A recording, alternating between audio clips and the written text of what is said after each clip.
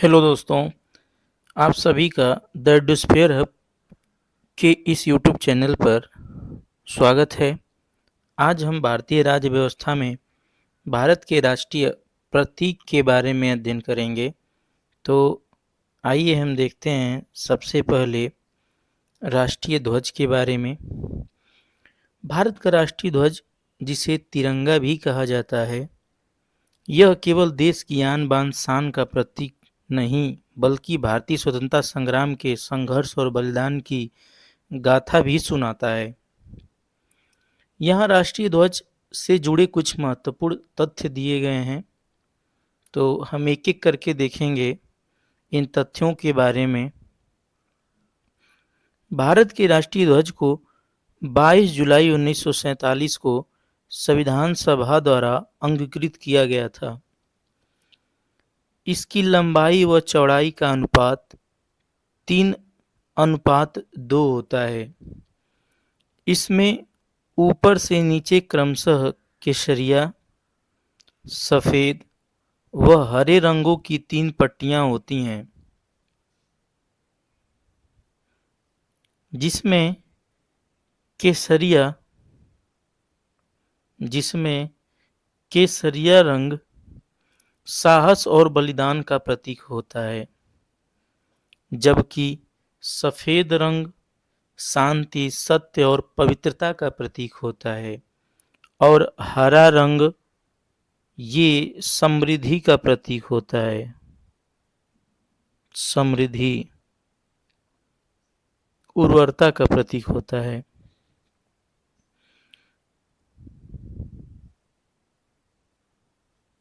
सफेद पट्टी के केंद्र में 24 तिलियों वाला गहरे नीले रंग का एक चक्र होता है, जिसे अशोक चक्र कहा जाता है।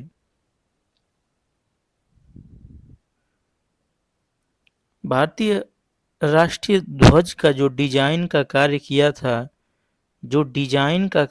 था, इसका जो डिजाइन किए थे वो पिंगली वेंकैया ने किया था। पिंगली वेंकैया ने किया था।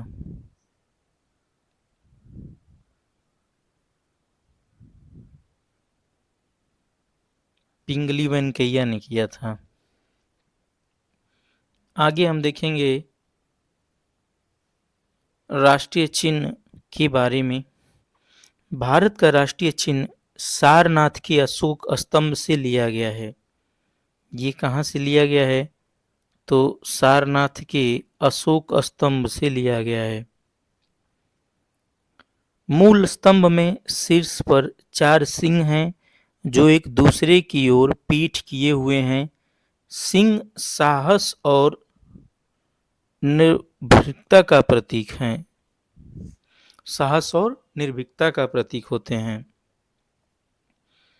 पट्टी के मध्य में धर्म चक्र है, जिसमें 24 तिलियां हैं, जो 24 घंटों का प्रतीक होता है।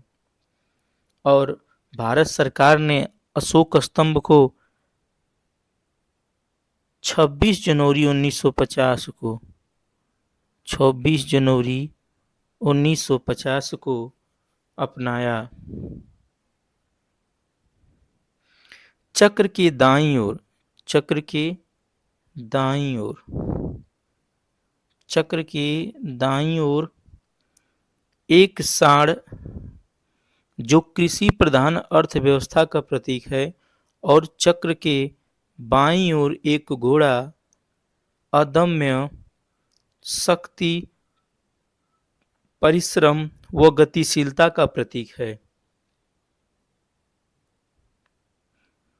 फलक के नीचे मुंडको उपनिषद का सूत्रवाक्य सत्यमेव जयते देवनागरी लिपि में अंकित है, जिसका अर्थ सत्य की ही विजय होती है।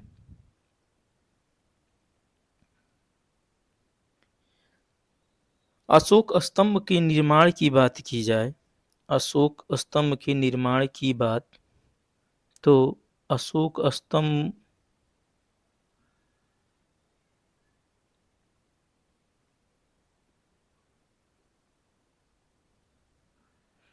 अशोक स्तंभ का निर्माण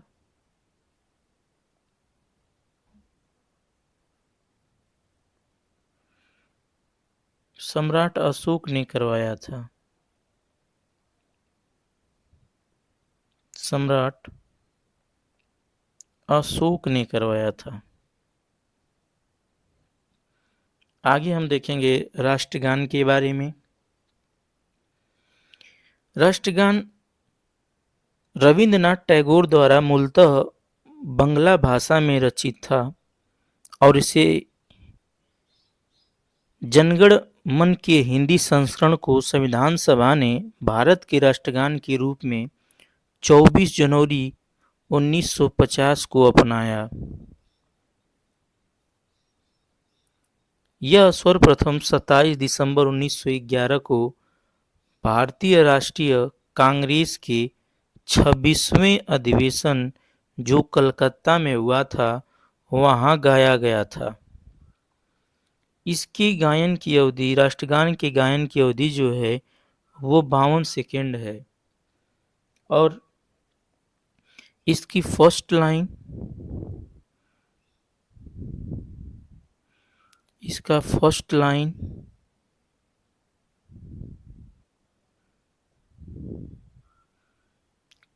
टोटल टाइम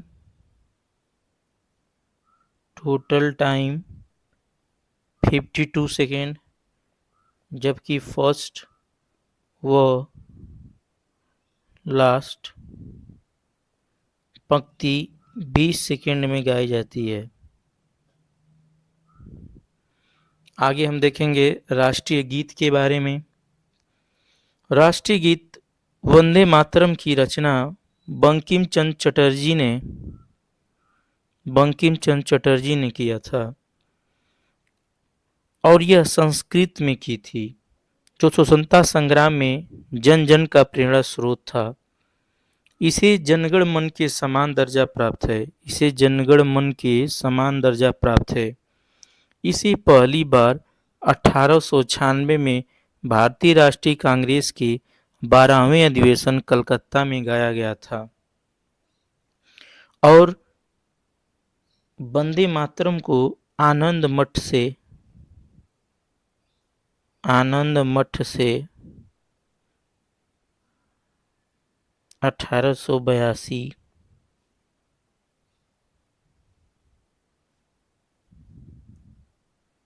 आनंद मठ से 1882 से लिया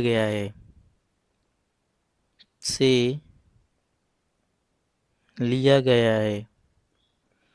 तो भारतीय राष्ट्रीय गीत वंदे मातरम की रचना बंकिम चंद्र चटर्जी ने की थी और इसे जनगण मन के समान दर्जा प्राप्त है। इसे पहली बार 1896 के भारतीय राष्ट्रीय कांग्रेस के 12वें अधिवेशन जो कलकत्ता में हुआ था वहां गया था और इसे आनंद मठ से लिया गया है। आगे हम देखेंगे राष्ट्रीय पंचांग के बारे में। ग्रेगोरियन कैलेंडर के साथ देश भर के लिए शक संवत पर आधारित एक रूप राष्ट्रीय पंचांग भी है, जिसका पहला महीना चैत्र है और लास्ट महीना फागुन है।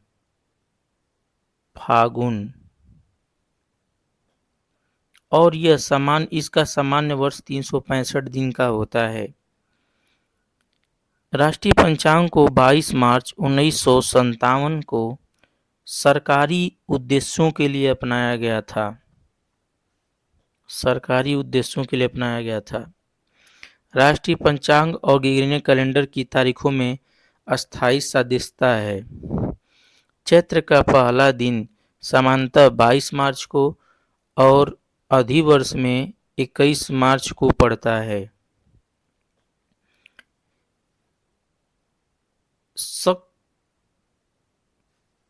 शक संवत की शुरुआत, अगर शक संवत की शुरुआत देखें तो 78 ईस्वी में हुआ था। 78 ईस्वी एडी में हुआ था। राष्ट्रीय पंचांग शक संवत पर आधारित होता है और इसका पहला महीना चैत्र होता है और आखिरी महीना फागुन होता है और इसे 22 मार्च 1957 को सरकारी उद्देश्यों के लिए अपनाया गया था और चैत्र का पहला दिन सामान्यतः 22 मार्च को और अधिवर्ष में 21 मार्च को पड़ता है। आगे हम देखेंगे राष्ट्रीय पशु के बारे में।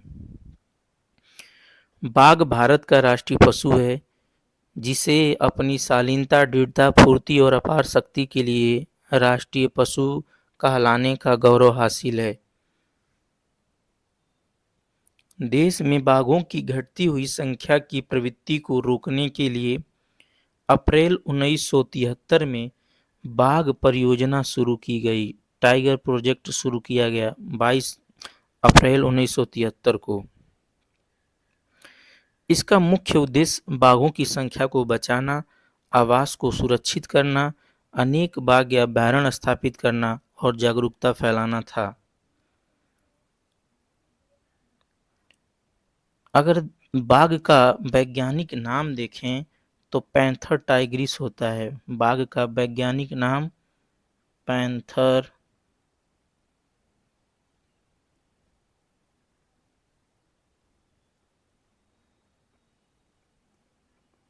टाइग्रिस होता है, पैंथर टाइग्रिस।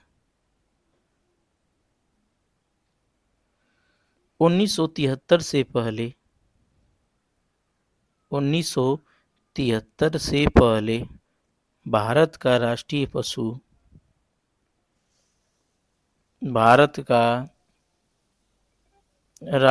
पशु शेर हुआ करता था।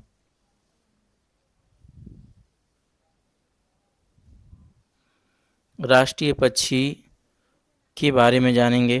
भारत का राष्ट्रीय पक्षी मोर है, जिसका वैज्ञानिक नाम पावो क्रिस्टेटस है। यह हंस के आकार के इस रंग बिरंगे पक्षी की गर्दन लंबी, आंख के नीचे सफेद निशान और सिर पर पंख के आकार की कलगी होती है। मयूर भारतीय उपमहाद्वीप में सिंधु नदी के दक्षिण और पूर्व से लेकर जम्मू कश्मीर, असम के पूर्व, मिजोरम के दक्षिण तक पूरे भारतीय प्रायद्वीप में व्यापक रूप से पाया जाता है। भारतीय वन्य जीव प्राणी सुरक्षा अधिनियम 1972 के अंतर्गत मयूर को पूर्ण संरक्षण प्राप्त है। इसे राष्ट्रीय पक्षी घोषित 1963 में किया गया। इसका वैज्ञानिक नाम पावो क्रिस्टेटस है।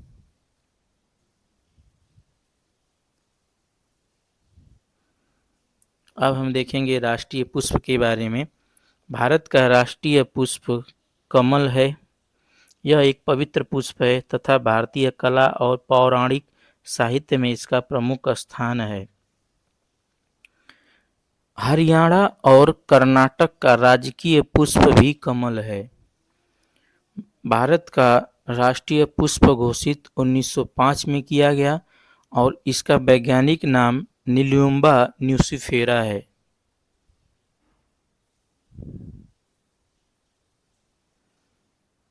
राष्ट्रीय वृक्ष के बारे में जानेंगे।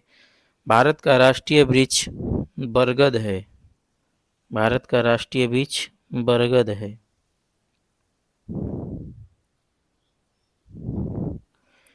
वे जड़ें पुनः नई टहनियों एवं डालियों को जन्म देती हैं। अपनी इस विशिष्टता के कारण इसे अमर माना जाता है। इसकी प्रमुख विशेषताएं हैं, विशाल छत होता है इसका, यह दीर्घ आयु काल तक बने रहते हैं और इसका आध्यात्मिक महत्व भी है। आगे हम देखेंगे राष्ट्रीय फल के बारे में। भारत का राष्ट्रीय फल आम है। भारत का राष्ट्रीय फल आम है, जिसका वैज्ञानिक नाम मैग्नीफेरा इंडिका होता है। उष्णकटिबंधीय देशों का सर्वाधिक महत्वपूर्ण फल है तथा इसकी खेती व्यापक पैमाने पर की जाती है। भारत में आम अनादि काल से प्रचलित है। अलेक्जेंडर एवं चीनी यात्री ह्वेनसांग ने भी इसका स्वाद चखा और इस फल को सराहा। मुगल बादशाह अकबर ने दरभंगा, बिहार में 10,000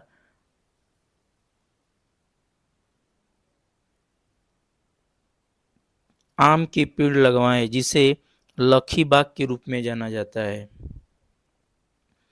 इसकी प्रमुख विशेषताएं हैं, इसमें स्वाद और सुगंध होता है, यह पोषण के लिए लाभदायक होता है और इसका सांस्कृतिक महत्व भी है।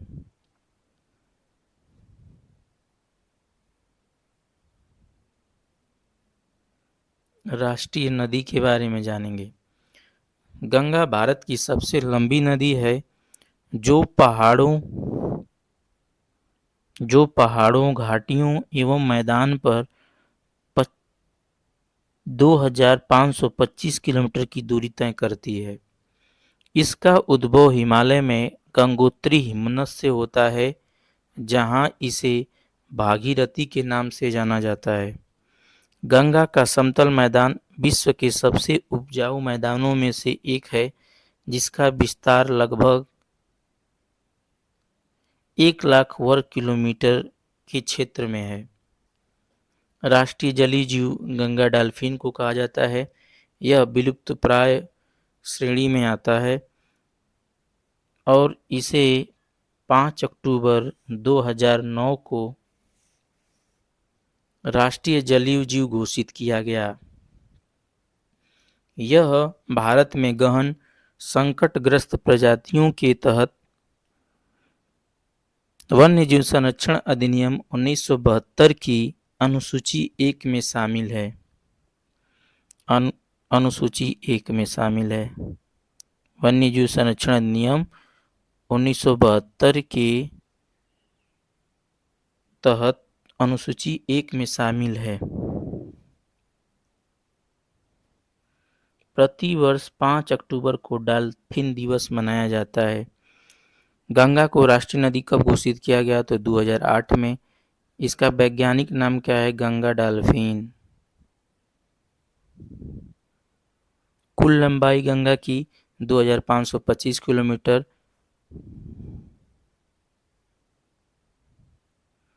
राष्ट्रीय विरासत पशु। भारत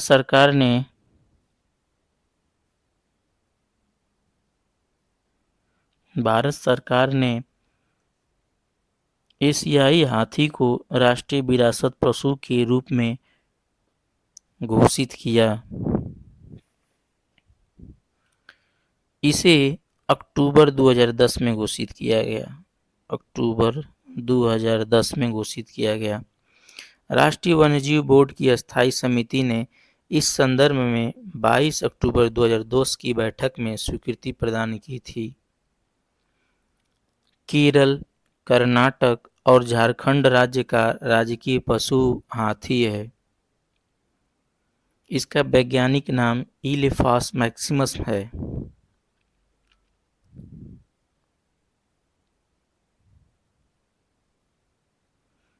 आगे हम देखेंगे राष्ट्रीय मुद्रा के बारे में।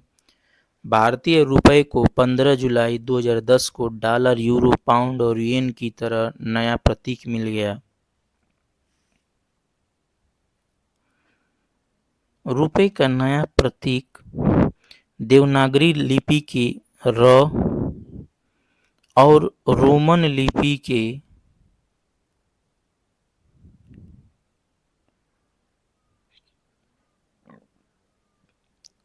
आर को मिलाकर बनाया गया है। इसका डिजाइनर उदय कुमार धर्मालिंगम ने की थी। यह आधुनिक भारत की पहचान है। राष्ट्रीय मुद्रा को कब, भारतीय रुपए को कब नया प्रतीक मिला? तो 15 जुलाई 2010 को।